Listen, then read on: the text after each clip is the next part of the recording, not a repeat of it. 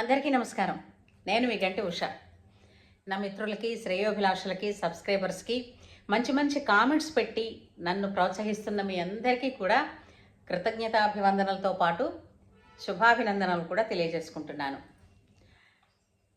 నేను నా ధర్మాన్ని గౌరవించేదాన్ని, నా దేశాన్ని గౌరవించే మనిషిని. నా ధర్మం, నా దేశం, నా భూమి వేదప్రదమైనవి. ఇక్కడ వేదం పుట్టింది. ఇక్కడి నుంచే ప్రపంచానికి జ్ఞానం అందింది. అలాంటిది నా దేశం, మన దేశం, మన సంస్కృతి, మన సంప్రదాయం అంత విలువైనవి, అంత గొప్పవి. అంటే ప్రపంచం అంతా చీకటిలో ఉంటున్న రోజునే భారతదేశం అందరికీ వెలుగును చూపించే జ్ఞానాన్ని పంచింది. ఇది నిజం, నేను చెప్పక్కర్లేదు. తరతరాలుగా అది నిరూపించబడుతున్నటువంటి సత్యం. అయితే ఈ మధ్యన కొంతమంది సరదాకి మాట్లాడుతున్నారో లేక అది ఫ్యాషన్ కింద మాట్లాడుతున్నారో, పెద్ద పెద్ద సెలబ్రిటీసే కొన్ని రకాల తప్పుడు ప్రచారం అన్నట్టుగా, తప్పుడు ప్రచారం అనే దానికన్నా చూసి చూడకుండా వాళ్ళు ఏం చదువుతున్నారో ఏం చెప్తున్నారో ఒక వేదిక మీద మైక్ పట్టుకుని మాట్లాడేస్తూ ఉంటే చాలా చాలా బాధగా ఉంది. ఎవరి గురించి మాట్లాడుతున్నాను అని అంటే మీకు ఈ పాటకు అర్థమయ్యే ఉంటుంది. హాస్య బ్రహ్మానందం గారి గురించి. బ్రహ్మానందం గారంటే నాకు చాలా గౌరవం ఉంది.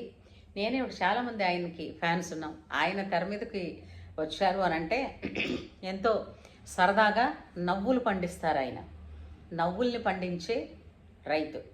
నిజంగా చెప్పాలంటే అద్భుతమైనటువంటి ఆయన వల్ల ఎంతోమందికి ఎన్నో కష్టాలు, ఇంట్లో ఉన్నటువంటి సమస్యలు మర్చిపోయి కాసేపు నవ్వుకుంటారు ఆయన చూస్తే. ఆయన ఎంతో ఆ విధంగా గొప్ప సేవ చేస్తున్నట్టే సమాజానికి. కానీ మీ వంటి సెలబ్రిటీసు స్టేజ్ ఎక్కినప్పుడు, మైక్ పట్టుకున్నప్పుడు, మాట్లాడేటప్పుడు అది ఒక సినిమా స్క్రిప్ట్ కాదు అనుకుని 1కి 2 సార్లు చూసుకోవాలి. ఇది నా ఒక్కరితే అభిప్రాయం కాదు, అందరి అభిప్రాయం కూడా. అంతేకాదండి, ఇప్పుడు మీరు ఉపాధ్యాయ వృత్తిలో నుంచే సినిమాల్లోకి వెళ్ళారు. మీరు అందులో తెలుగు ఉపాధ్యాయులు, మీకు తెలియనిదే ఉంది. అలాంటిది మీరు ఒక వేదికని మీద మీరు ఏమన్నారు? మనుధర్మశాస్త్రంలో స్త్రీలు చదువుకుంటే వర్షాలు పడవనుందా? ఏ మనుధర్మశాస్త్రంలో ఉందండి? మేమందరం మీలాంటి వాళ్ళ దగ్గర పాఠాలు నేర్చుకున్న వాళ్ళమే తెలుగు కదండి. అలాంటిది ఆ స్క్రిప్ట్ అసలు ఏముందో ఒకసారి ఆ వాక్యం అనే ముందు మీరు ఒకసారి ఆలోచించరా? మనుధర్మశాస్త్రం ఏ ధర్మశాస్త్రంలో చెప్పిందండి స్త్రీ చదువుకోకూడదు, చదువుకుంటే క్షామం వస్తుందని? ఎక్కడైనా ఉందా? అదే నిజమైతే అలనాటి అసలు వేదాలు వేదమాత అని చెప్పే వేదమాత గాయత్రి, సకల విద్యల తల్లి శారద స్త్రీ, అవునా? విద్యలకి ఆది మూలం అని అనగానే మనం శారదాదేవిని అంటాం, వాగ్దేవి, శ్రీ విద్య. ఇవన్నీ ఏంటండి? స్త్రీలకి విద్య కూడదని చెప్పాయా? స్త్రీలు విద్య కూడదంటే మరి ఈ దేవతలందరూ ఎవరు? అంతేనా? అలనాటి శాస్త్రాధ్యయనంలో మహాప్రావీణ్యులు. అప్పట్లో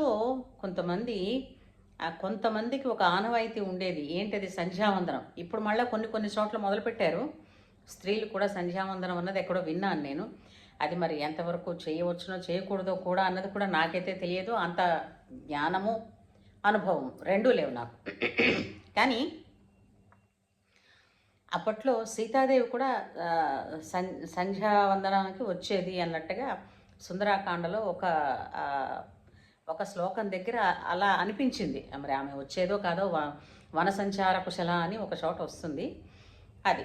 అయితే మనం ఇక్కడ చెప్పుకోవాల్సింది ఏంటంటే, అనసూయమాత ఎంత శాస్త్ర పరిజ్ఞానం లేకపోతే ఆమె 10 సంవత్సరాల పాటు దీర్ఘక్షామం ఏర్పడితే ఆమె ఎండిపోయిన నదిని తిరిగి ప్రవహింపచేసి దానితో ఆమె పంటలు పండించి తన తపోశక్తితో ఎంతోమందికి 10 సంవత్సరాల పాటు నిరాటంకంగా అన్నదానం చేసిందండి ఆమె.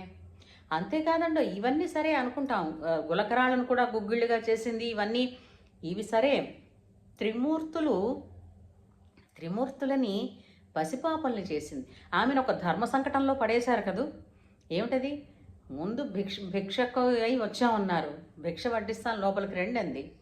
లోపలికి రండి, వడ్డించాను నాయన అన్న తర్వాత వాళ్ళ కోరికను వాళ్ళు చెప్పారు.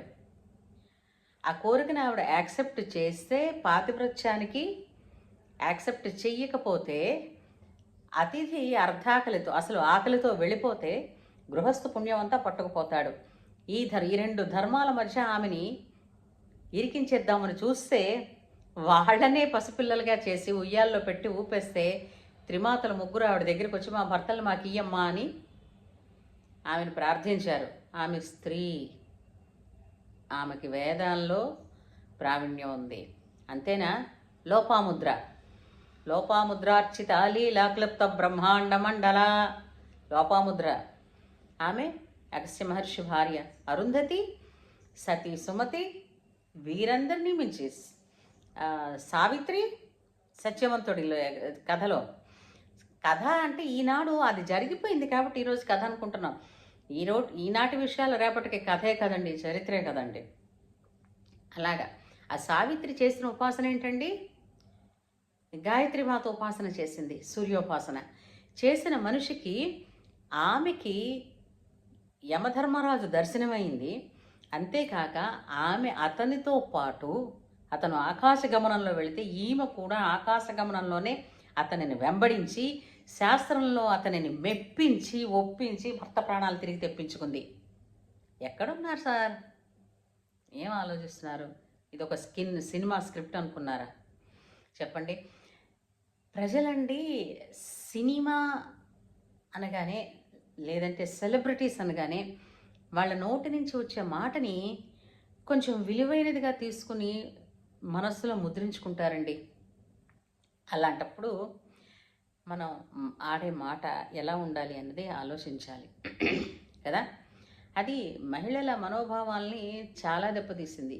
ఎవరు ఆమెని వంటింటికే పరిమితం చేయాలని అనుకున్న వాళ్ళు ఎవరు చెప్పండి? ఎవరు కాదు.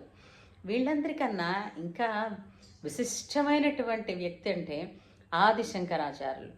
భూమి మీద 3 సార్లు మొత్తం భారతదేశాన్ని పాదయాత్రతో పూర్తి చేసినటువంటి మహానుభావుడు. ఎన్నో పాషండ మతాలన్నింటినీ కూడా రూపుమాపి సర్వం ఒకటే అని హిందూ సనాతన ధర్మాన్ని పునాదులతో వేసి నిలబెట్టిన మహానుభావుడు ఆదిశంకరాచార్యుల వారు. ప్రాతస్మరణీయులు వారుతో అతని ఎంతటి శాస్త్రకోవిదుడు, పండితుడు అన్న నామం అతనికే వరిస్తుంది అని అప్పట్లో, అంటే ఆది శంకరాచార్యుల వారికి ఆ బిరుదు కూడా ఇస్తామని అన్నారట. అయితే అతనితో సమానంగా ఆర్గ్యుమెంట్ అంటాం కదా, వాదన చేసిన మహిళామణి మండనమిశ్రుడి భార్య ఉభయ భారతి. ఎటువంటి శాస్త్రాధ్యయనంలో అతని ముందు, అంటే ఆదిశంకరుల ముందు ఆమె వాదానికి దిగగలిగిందంటే సాక్షాత్తు సరస్వతి ఆవిడ కాదా? ఆనాటి నుంచి నేటి వరకు కూడా మహిళలు ఎన్నో ఎన్నో రకాలుగా ఆదర్శప్రాయులై ఉన్నారండి. వాళ్ళు సంప్రదాయాన్ని గౌరవించారు, వేదాన్ని గౌరవించారు, స్మృతులను గౌరవించారు, వాటిని అనుసరించారు, అధ్యయనం చేశారు, వాటి మహత్యాన్ని కూడా వెలికి చూపించారు. అటువంటి స్త్రీలు చదువుకుంటే వర్షం పడదా? ఎవడా చెప్పింది? ఏమను రాశాడు? ఇది సరైన మాట కాదు. ఇదిగో ఇలాంటి పిచ్చి పిచ్చి చిన్న చిన్న ఎక్కడైనా లూప్ హోల్స్ ఉంటే ఇది చాలు మిగిలిన మతస్థులు మనని మనమే ఎద్దేవా చేయడానికి. ఆలోచించండి సార్. తర్వాత ఆడవాళ్ళు చాలా కష్టపడ్డారని మీరు చెప్పారు, కానీ అది కాదు కావాల్సింది. ఆ స్క్రిప్ట్ చూసేటప్పుడే మనుధర్మ శాస్త్రంలో ఉందిట అంటే అసలు ఎక్కడుందయ్యా నువ్వు మరి ఎంక్వైరీ మీరే చేయాలి. ఎందుకంటే మా అందరికన్నా ఆ సబ్జెక్టు తెలిసిన వాళ్ళు అందరూ ఉపాధ్యాయులు మీరు కాబట్టి. అందుచేత బ్రహ్మానందం గారు, మీరంటే మాకు చాలా గౌరవం ఉంది, కానీ మీరు ఏ వేదిక మీదైనా మాట్లాడేటప్పుడు ఒకసారి ఆలోచించండి. అది ఏ సినిమా స్క్రిప్ట్ కాదు.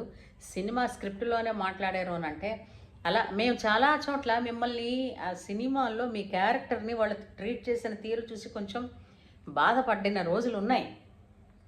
కాకపోతే ఎవరి వ్యక్తిగత అంటే కోటి విద్యలు కూటి కొరకంటారు కదా! అందుచేత అవి మీ వృత్తి కాబట్టి మేము దానిని సరే అనుకున్నాం. కానీ ఇది మాత్రం వేదిక మీద మాట్లాడేటప్పుడు మాత్రం కొంచెం సహించలేకపోయాము. మీకు కష్టం కలిగించినప్పటికీ కూడా మళ్ళీ మళ్ళీ మీకు చెప్తున్నది ఏంటంటే, ఎప్పుడైనా సరే ఇటు మీదట ఎక్కడైనా మీరు మాట్లాడాల్సి వచ్చినప్పుడు మాత్రం తిరిగి మన వేదముల యొక్క సారమేమిటి, మహత్యమేమిటి, గొప్పతనం ఏమిటి అని అన్నది కనీసం ఒక్కసారైనా వేదములలో స్త్రీకి ఇచ్చినటువంటి ఔన్నత్యం, అసలు భారతదేశంలోనే స్త్రీకి ఇచ్చినటువంటి ఔన్నత్యం, అందుకే మాతృదేవోభవ అన్నది అందుకే కదండి. సన్యాసి కూడా తండ్రికి ఎదురైతే నమస్కారం చేయాల్సిన పని లేదు, కానీ తల్లికి మాత్రం ఒక సన్యాసి అయినా సాష్టాంగ నమస్కారం చేయవచ్చునని చెప్పిన ధర్మం అది మన వేదం. అంటే స్త్రీకి అంతటి గౌరవం ఇచ్చి, ఉన్నతమైనటువంటి స్థానం ఇచ్చి, విద్యలలో కూడా ఆమెకి అత్యున్నతమైనటువంటి స్థానం ఇచ్చి, అసలు విద్యలకి మూలమైన శక్తినే స్త్రీగా కొలిసి ఆరాధించిన దేశం, సంప్రదాయం, ధర్మం మనది. అందుచేత